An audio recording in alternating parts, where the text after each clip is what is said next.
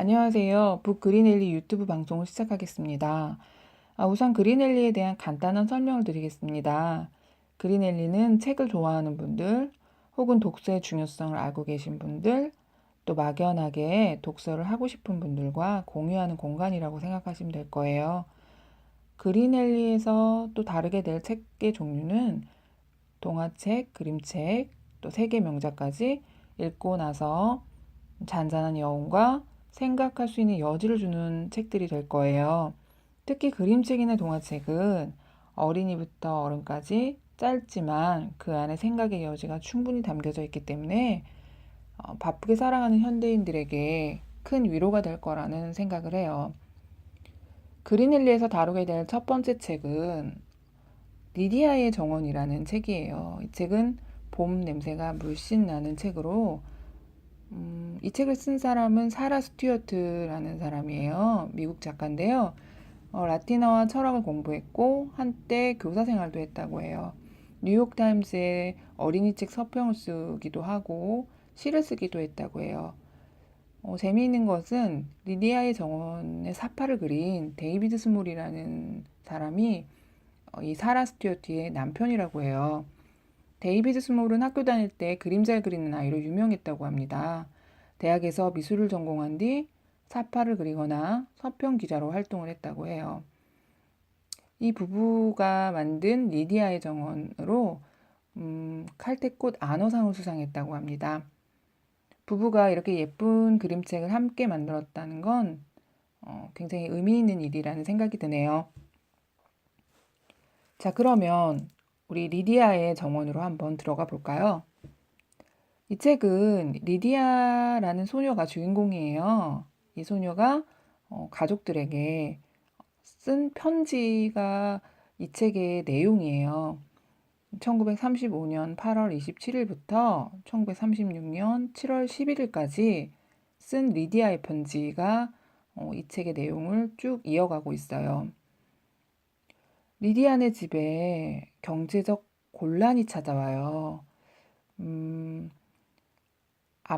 아빠는 실직 상태이고 또 엄마는 옷을 만드는 일을 하는데 그거 손님들이 좀 끊긴 상황인 것 같아요. 그래서 제가 생각을 해봤는데 1930년대는 미국의 대공황 시대예요. 그래서 그때는 미국인들이 경제적으로 좀 곤란에 처해 있는 경우가 많았어요. 아마 리디안의 집도 경제적 어려움을 겪고 있는 것 같아요. 그래서 짐 외삼촌이 멀리 살고 있는데 조카가 자신의 집에 와서 생활하면 어떻겠냐는 얘기를 한 것 같아요. 그래서 우선 맨 처음에 이 소식을 들은 리디아가 짐 외삼촌께 편지를 썼어요. 제가 한번 읽어보겠습니다. 짐 외삼촌께 저녁을 다 먹고 나서 할머니가 말씀하셨어요. 우리 집 형편이 나아질 때까지 제가 외삼촌네서 살면 어떻겠냐고 하셨다면서요. 할머니에게 들으셨어요? 아빠가 오랫동안 일자리를 구하지 못했고 이제는 아무도 엄마에게 옷을 지어달라고 하지 않는다는 걸요. 우리 모두 울었어요. 아빠까지도요. 그러다 엄마가 어렸을 때 이야기를 꺼내는 바람에 다 같이 웃고 말았어요. 외삼촌이 엄마를 쫓아 나무 위에까지 올라갔다면서요? 정말 그러셨어요? 저는 작아도 힘이 세답니다. 제가 할 수 있는 일이라면 다 거들어 드릴게요. 하지만 할머니는 숙제부터 끝내고 나서 다른 일을 하라고 하셨습니다. 조카 리디아 그레이스 핀치. 리디아는 외삼촌 댁으로 가게 됐어요. 음, 지금 이 편지에서 중요한 문장은 저는 작아도 힘은 세답니다. 제가 할 수 있는 일이라면 다 거들어 드릴게요. 삼촌에 대해서 아는 게 별로 없어요, 리디아는 사실. 엄마에게 들은 이야기가 전부예요. 그런 외삼촌께 가는 길이 그렇게 쉽진 않을 것 같아요. 받아들이는 게. 하지만 외삼촌께 저 자신은 작지만 외삼촌 일을 도와드릴 수 있다는 얘기를 해요. 이걸 볼 때 리디아는 굉장히 속이 깊은 아이인 것 같다는 생각을 해요. 그리고 지금 조금은 낯선 곳에서의 생활을 설레인 마음도 있지만 물론 걱정을 하고 있는 것 같다는 생각이 들어요. 자, 그럼 다음 편지를 읽어볼게요. 짐 외삼촌께 기차역에서 이 편지를 붙입니다. 지난번 편지에 잊어버리고 쓰지 못한 것이 있습니다. 저한테는 아주 중요하지만 부끄러워서 외삼촌 얼굴을 마주한 채로는 도저히 말씀을 드릴 수가 없어서요. 1. 전 원예는 꽤 알지만 빵은 전혀 만들 줄 모릅니다. 2. 하지만 전 빵 만드는 걸 굉장히 배우고 싶어요. 외삼촌, 저 그곳에는 꽃씨를 심을 만한 데가 있을까요? 3. 저를 리디아 그레이스라고 불러주셨으면 해요. 할머니가 절 부르시는 것처럼요. 1935년 9월 3일 조카 리디아 그레이스 핀치. 외삼촌은 제과점을 운영하세요. 어, 리디아는 꽃 가꾸는 거 원예를 좋아해요. 그리고 잘 알고 있어요. 어떻게 하는지. 하지만 외삼촌께서 하시는 빵 만드는 일에 대해선 잘 모른다고 솔직히 말을 해요. 하지만 굉장히 배우고 싶다고 또 얘기를 합니다. 이런 걸 볼 때 리디아는 사람들과 굉장히 잘 융화하는 스타일의 아이인 것 같아요. 내가 좋아하는 것만 고집하지 않고, 다른 사람이 좋아하는 것도 좋아하고 싶다고 이야기하는 아이예요. 어, 그래서 분명히 이제 가서 잘 적응할 수 있지 않을까? 그런 생각을 좀 해봅니다. 다음 페이지로 넘어갈게요. 기차에서 엄마, 아빠, 할머니께 편지를 썼어요. 그 중에 엄마에게 쓴 편지를 읽어드릴게요. 엄마가 입던 옷으로 이렇게 예쁜 옷을 만들어 주셔서 고맙습니다.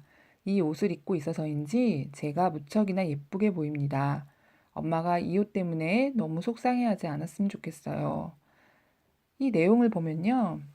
엄마가 리디아에게 자신의 옷을 줄여서 옷을 지어주셨어요. 엄마는 아마도 속이 좀 상했을 것 같아요. 새 옷을 사주지 못했기 때문에. 그런데 리디아는 오히려 엄마를 위로하고 있죠. 엄마 이 옷 참 예뻐요. 그래서 저는 괜찮고요. 저 외삼촌 댁에 가서 잘 지낼게요. 걱정하지 않았으면 좋겠어요. 라고 말하고 있죠. 어린아이지만 글쎄요, 다른 어린아이 같으면 아마 엄마 왜 새 옷 안 사줘요? 뭐 이럴 수도 있을 것 같고, 왜 외삼촌 댁으로 가야 돼요? 이렇게 말할 수도 있을 것 같아요. 그런데 리디아는 불평, 불만을 하지 않죠. 그냥 현실을 받아들이는 모습도 예쁘고, 엄마를 배려하는 이 마음도 굉장히 예쁜 아이라는 생각이 들어요. 자, 이제 리디아가 외삼촌 댁에 도착을 했어요. 보고 싶은 엄마, 아빠, 할머니. 가슴이 너무 떨립니다. 이 동네에는 집집마다 창밖에 화분이 있어요. 마치 화분들이 저를 기다리고 있었던 것처럼 보입니다. 우리는 이제 봄이 오기만 기다릴 거예요. 할머니, 앞으로 제가 지내며 일할 이 골목에 빛이 내리비치고 있습니다. 1935년 9월 5일 모두에게 사랑을 담아서 리디아 그레이스. 추신 짐 외삼촌은 잘 웃지 않으세요. 자, 도착을 했는데 사실 이 장면을 보면요. 화분은 있다고 하는데 꽃은 아직 피지 않았어요. 이게 9월 달이라서 그런지 꽃은 피지 않았지만 화분이 있어서 다행이라는 생각을 하는 것 같아요. 그리고 외삼촌이 잘 웃지 않는 성격이신 것 같아요. 그런 모습을 보면서 리디아는 조금 긴장을 하진 않았을까 그런 생각도 들어요. 하지만 자신은 잘 지낼 거라는 다짐을 하는 것 같아요. 자, 그러면 리디아가 잘 적응하면서 잘 지냈을까 궁금한데요. 벌써 12월 25일 성탄절이 되었네요. 엄마, 아빠, 할머니께 크리스마스 선물로 보내주신 꽃씨 카탈로그를 보느라 정신이 하나도 없습니다. 그리고 할머니, 수선아, 알뿌리도 고맙습니다. 할머니도 제 그림 받으셨어요? 저는 짐 외삼촌께 아주 긴 시를 지어드렸어요. 웃지는 않으셨지만 좋아하시는 것 같았어요. 외삼촌은 소리내어 시를 읽으시고 나서 셔츠 주머니에 그걸 넣고는 손가락으로 톡톡 두드리셨어요. 자, 리디아는 할머니께 꽃씨 카탈로그를 받은 것에 대해서 또 고맙다는 얘기도 하고 수선화 알풀이도 고맙다고 인사를 해요. 이렇게 리디아는 멀리 떨어져 있는 가족들과 계속해서 서신왕래를 하고 있죠. 그리고 마지막 문장에 진 외삼촌이 자기가 시를 써주니까 말씀은 좀 무뚝뚝한 성격인 것 같아요. 고맙고 뭐 좋아하는 내색은 하지 않으시지만 그것을 셔츠 주머니에 넣고 손가락으로 톡톡 두드리셨다는 행동을 통해서 리디아는 외삼촌의 마음을 읽고 있어요. 외삼촌께서도 리디아의 그런 어, 다정한 행동이 싫지 않으신 것 같아요. 자, 그러면 다음 편지를 읽어볼게요. 보고 싶은 할머니, 크리스마스에 보내주신 알뿌리에 또 한 번 감사드립니다. 할머니가 지금 이걸 보셔야 하는데 저는 에드 아저씨와 엠마 아줌마를 정말 좋아합니다. 그 두 분은 부부이고 여기서 일을 합니다. 제가 여기 처음 왔을 때 엠마 아줌마가 그랬어요. 제가 알고 있는 꽃 이름을 라틴어로 가르쳐주면 빵 반죽을 어떻게 하는지 보여주겠다고요. 반년이 지난 지금 저는 빵을 반죽하고 있고 엠마 아줌마는 라틴어로 꽃 이름을 말할 수 있습니다. 벌써 반년이 지났어요. 리디아는 에드 아저씨와 엠마 아줌마를 굉장히 따르는 것 같죠? 엠마 아줌마에게 꽃 이름을 라틴어로 가르쳐주고 자신은 빵 반죽을 어떻게 하는지 배웠다고 해요. 정말 처음에 계획했던 대로 리디아는 빵 만드는 것도 도와드리고 또 자신이 좋아하는 꽃에 대한 관심을 계속 가지면서 행복하게 지내고 있는 것 같아요. 자, 그러면 다음 편지를 한번 읽어볼까요? 엄마, 아빠, 할머니께 비밀 장소를 발견했어요. 얼마나 멋진 곳인지 상상도 못 하실 거예요. 오티스만 빼고 아직 아무도 모릅니다. 저는 요즘 굉장한 계획을 짜고 있습니다. 집에서 오는 편지를 받을 때마다 저는 너무나 행복합니다. 저도 더 자주 편지를 쓰도록 할게요. 보내주신 꽃씨들을 심느라 바빠서요. 깨진 컵이나 찌그러진 케이크 팬에다 꽃씨를 심고 있습니다. 할머니, 흙 냄새가 나는 것 같지 않으세요? 아래 공터에서 질 좋은 흙을 좀 가져왔거든요. 1936년 3월 5일 모두에게 사랑을 담아서 리디아 그레이스. 자, 이제 본격적으로 봄이 시작됐으니까 이제 리디아도 바빠져요. 우리의 원예사 리디아는 깨진 컵이나 찌그러진 케이크팬에다 꽃씨를 심고 있어요. 그리고 비밀 장소를 하나 발견했다고 하는데 자, 어떤 계획을 세우고 있는 것 같아요. 그리고 오티스라는 이거 이름이 나오는데 오티스는 고양이 이름이에요. 자, 그러면 다음 페이지로 넘어가 볼게요. 자, 이 그림은요. 옥상이에요, 옥상. 아마 이곳이 비밀 장소인 것 같아요. 아주 뭐 뒤죽박죽 이렇게 물건들이 어지러이 놓여져 있고 쓰레기가 이렇게 굴러다니는 그런 좀 지저분한 옥상이에요. 자, 이곳이 왜 비밀 장소인지 궁금하죠? 자, 넘겨볼게요.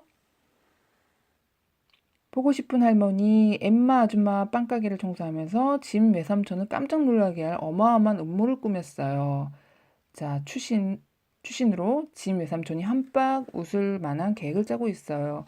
자, 이 계획은 외삼촌이 웃을 일을 하겠다는 어떤 계획인 것 같아요.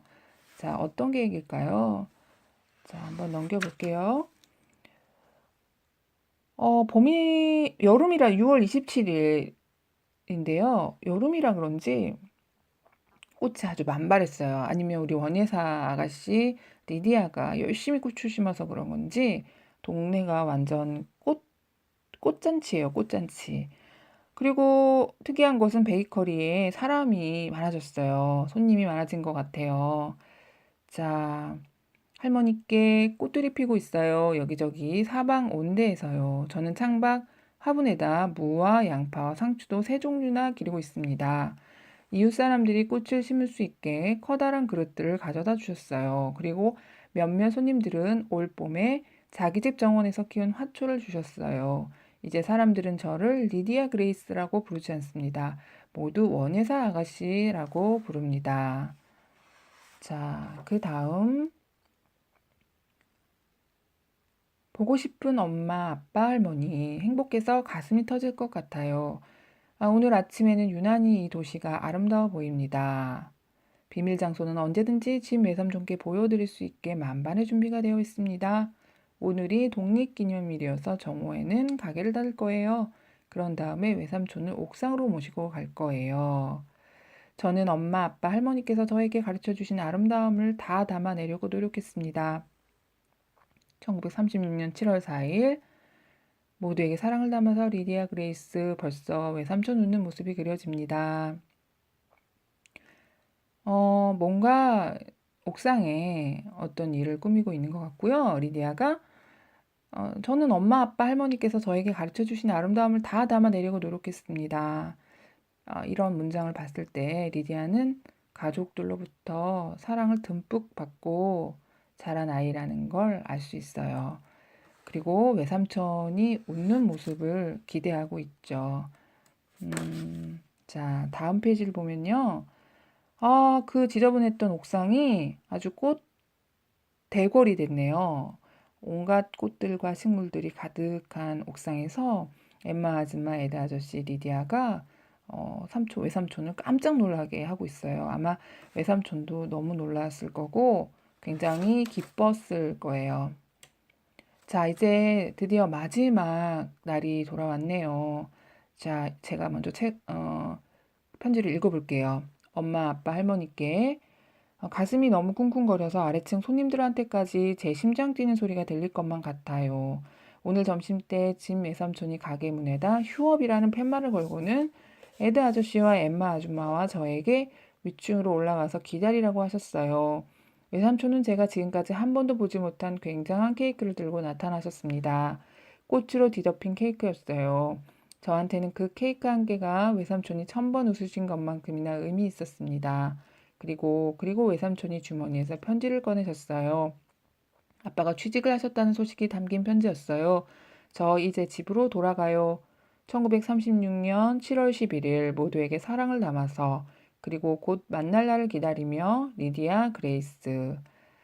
자, 이제 외삼촌께서 어, 리디아가 선물로 마련한 그 정원, 옥상 정원에 대한 보답으로 케이크를 꽃이 이렇게 장식이 된 커다란 케이크를 준비하신 것 같아요. 그리고 동시에 이제 아빠가 취직을 했기 때문에 리디아가 집으로 돌아갈 수 있게 됐다는 것에 대한 축하의 의미도 담겨 있는 케이크겠죠. 리디아는 외삼촌이 잘 웃지 않으시는 분이지만 이 케이크를 만들어 주심으로 인해서 자신을 사랑하신다는 것을, 자신에게 관심을 갖고 계신다는 것을 확인하게 됐어요. 그래서 너무너무 기뻐서 어쩔 줄을 모르고 있고 엠마 아줌마와 에드 아저씨도 옆에서 흐뭇하게 웃고 있어요. 자, 정말 잘 됐죠. 자, 마지막 페이지예요. 이 페이지에는 아무런 설명이 되어 있지 않아요. 그림만 이렇게 사파만 들어가 있는데요. 역이에요. 리디아가 처음에 도착했던 그 역인데 이제 다시 집으로 돌아가기 위해 이 역에 왔어요. 엠마 아줌마와 에드 아저씨는 슬픈 표정을 짓고 있고 그 다음에 외삼촌께서는 리디아를 꼭 안아주고 계세요. 이 무뚝뚝한 외삼촌이 리디아를 안아주다니 정말 코끝이 찡하죠. 아마도 외삼촌도 이 사랑스러운 아이를 잊지 못할 거고 리디아도 외삼촌과의 이런 추억을 잊지 못할 거예요. 자, 이제 리디아는 집으로 돌아가서 사랑하는 가족들을 만나게 될 거예요. 부디 리디아가 경제적 어려움에서 벗어나서 이제 더 행복한 리디아로 생활할 수 있었으면 좋겠습니다. 자, 여기까지 이제 리디아의 정원 마무리를 졌는데요. 우리는 사실 지금 경제적으로 우리나라도 좀 어려움에 처해 있죠. 실직하신 분들, 또 구직이 어려우신 분들 많이 있어요. 그리고 자영업을 하시는 분들도 어려움에 처한 걸로 제가 알고 있습니다. 그렇지만 이 작은 소녀 리디아에게서 교훈을 얻었으면 좋겠어요. 리디아는 사실 자신의 의지와 상관없이 어, 외삼촌 댁으로 가야만 했잖아요. 기약 없는 언제 돌아올지 기약이 없었어요. 하지만 리디아는 나 안 갈래 막 떼를 쓰거나 그러지 않았어요. 그냥 자신에게 주어진 현실을 받아들였어요. 오히려 그 현실을 더 행복한 나날로 채우기 위해서 굉장히 노력을 했어요. 물론 이 아이는 사실 사랑하는 가족하고 헤어져서 아무리 외삼촌이지만 어, 멀리 가서 이렇게 생활을 해야 된다는 것은 아마 두려움을 가져다 줬을 거라고 생각을 해요. 하지만 씩씩하고 용감하고 또 사랑스러운 마음으로 모든 사람들을 기쁘게 해줬던 리디아의 모습을 잊지 못할 것 같아요. 저도 여러분들도 어려운 일을 맞닥뜨릴 때 그것을 불평이나 불만을 하기보다는 담담히 그것을 받아들이고 조금 더 좋은 것들, 사랑스러운 것들을 찾아내려고 노력하는 리디아의 모습을 배웠으면 좋겠어요. 푸크리넬리 오늘 리디아의 정원을 했는데요. 어떠셨는지 모르겠어요. 다음 시간에는 더 좋은 책으로 여러분들 만나 뵀으면 좋겠습니다. 반가웠습니다. 감사합니다.